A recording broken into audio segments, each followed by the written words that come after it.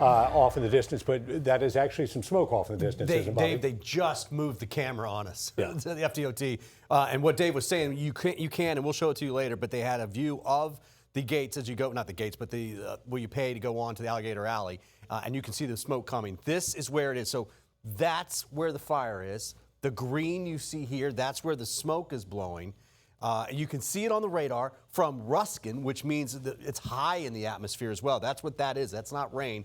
That's all smoke. You can even see it via satellite, 22,500 miles up. That is it right there. That's the smoke moving off towards the west. Now, if I zoom in here a little bit closer, you're going to notice that the fire is moving, the wind's moving off to the west. There's a lot of population here that they started building here lately that's west of 951. So there are some evacuations starting to happen. So far, it looks like most of the fire is out over here, basically in that swamp area, but it's dry. It's been very, very dry, so we have to watch this very, very closely. The good news is there's not a lot of wind, but I do think because the wind will come down later tonight from what it is, it's like 10, 15, it's not much, but that when wind comes down tonight, they're going to start smelling and seeing that smoke more, even out towards Naples especially, but even maybe down to Marco Island. There's another fire here in southeastern Polk County. This is actually kind of northeastern Highlands County. Again, that is not rain on our radar. That is smoke showing up from earlier today especially. It's tended to come down just a little bit recently, but you may smell smoke. Frostproofed Avon Park, I'd say even down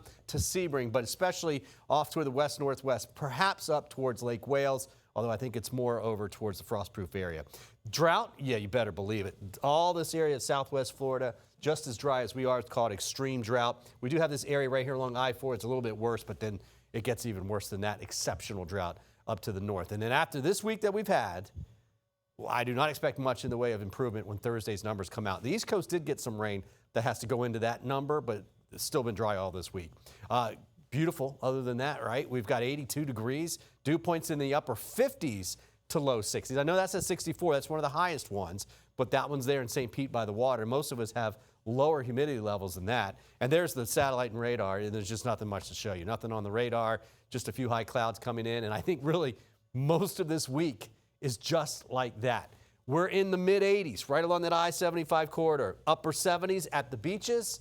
Lower 80s for inland locations, all starting to cool down a little bit. Not as much wind, a little bit of a breeze at times, but that east wind's so light, we do have a northwest sea breeze, and that'll be the case all week long. So we'll start with an easterly wind, but then we'll get a little bit of a northwest wind to cool us off right there at the immediate coast each afternoon. Heading out to the Lightning game tonight at Benchmark International Arena. The Red Wings are in town. We'll be dry, no issues as far as that concerned, be in the 70s when you come out. Tomorrow's forecast, I don't even know why, I said this earlier, I don't know why I showed you again, but there's just nothing going on.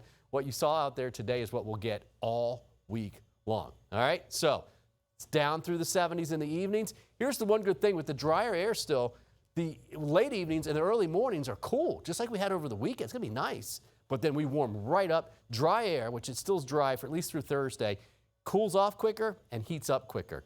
And that's why we're going to start really warming things up. East winds for our boaters to the west, 5 to 15 knots. Most of this is around 10 knots. It is much better than what it was last week. Remember I said we say relatively lower humidity through Thursday and Friday, but then it does creep up late Friday into the weekend, so keep that in mind. We're going to feel it. But no rain. No rain in the forecast. We actually have a weak front trying to come through Monday, but right now the models are saying not much in the way of rain at all, but some slightly cooler air. In fact, 86 on Monday. How about 82? We should be about 83 this time of the year. I'm thinking about 82 on Tuesday, so we will see a little bit cooler air coming in.